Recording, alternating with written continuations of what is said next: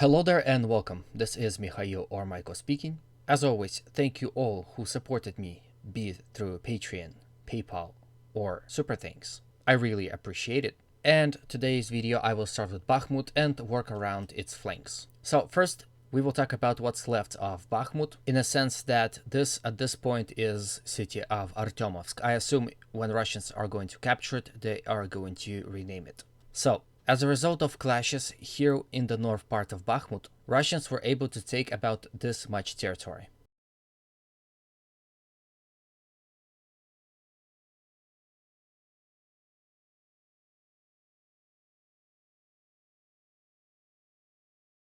But some sources are claiming that Russians captured more than that, about this much territory. So, as you can see, capturing the children's hospital and this intersection here that leads to Khromove. Whether it's true or not, we will have to wait, but usually those sources are not lying about these kind of things, so I'll trust them on that. This map, as you can see, wasn't updated, but I'm sure it will in a few hours, or at least in a day. So what can we take away from this? Well, first of all, if again that happened, the capture of Khromove became irrelevant, because the road is already cut. This whole attack here in order to free the road, in attempt to make it easier to transport troops in and out, is now useless, because Russians have cut the road and thus cut Ukrainian supply through Chasiv Yar. Of course, after that Russians can try and launch attacks towards Khromove, but this could prove ineffective as they would be fighting a uphill battle. Here, as you can see, is Khromove, and it is located in the lowlands, and capturing it would not hold any strategic value. At first it was, because it was supposed to cut the road and secure Russian positions here up the hill, but now that Russian positions are far behind, Khromove lost its tactical utility. Russians had already achieved mission of cutting the 00506 road within Bakhmut city itself. Heavy fighting now continues here within the Domino sector, and also here in the outskirts. Here I have a video of a massive Russian artillery strike within this sector. First I'll show you the video and then I will explain why it's happening here.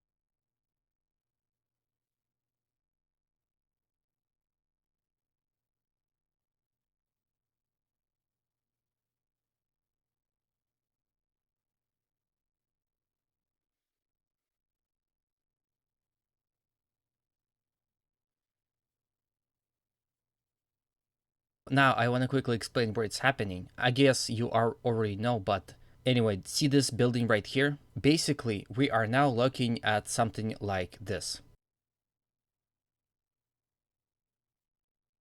So that's where we see those buildings. It is clear that Ukrainians would have stronger positions here within this sector. As you can see, it's more dense than this sector.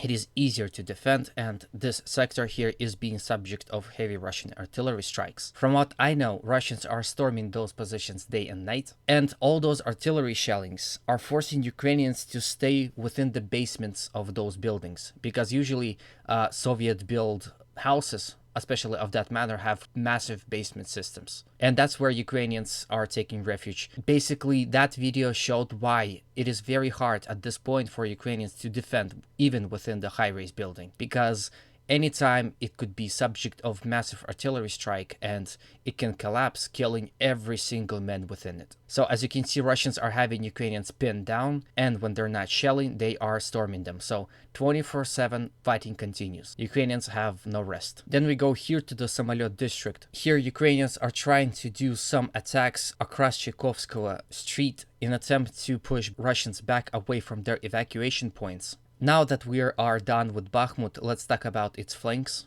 as it is important as well. First of all, situation here again is more stable. As you can see, Russians have taken positions over the forest lines, which of course makes it much easier to defend.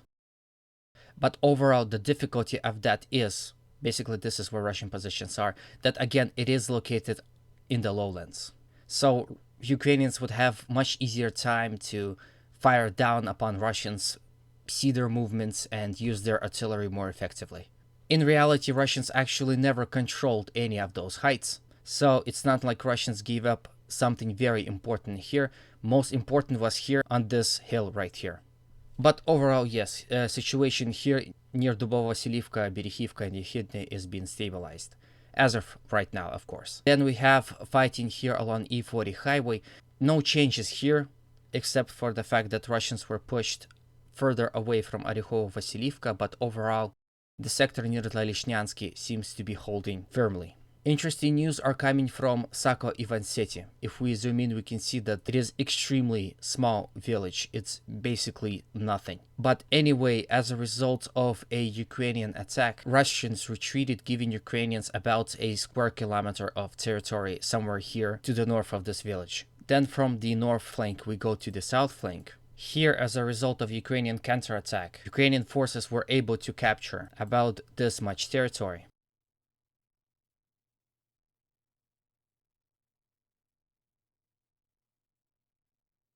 Some sources are claiming that they were able to penetrate even deeper, but because of a Russian crossfire here, were forced to retreat. As of right now, this is a gray zone, so it's under question. Whether Russians or Ukrainians are controlling it is unknown. But this situation here is most dangerous for Russians, because if we go here and look at Klishivka, it is located in lowlands. And Russians are at this point are holding about this territory. If Ukrainians are able to push Russians out of this hill, Klishevka, although probably won't be captured by Ukrainians, but will become a gray zone.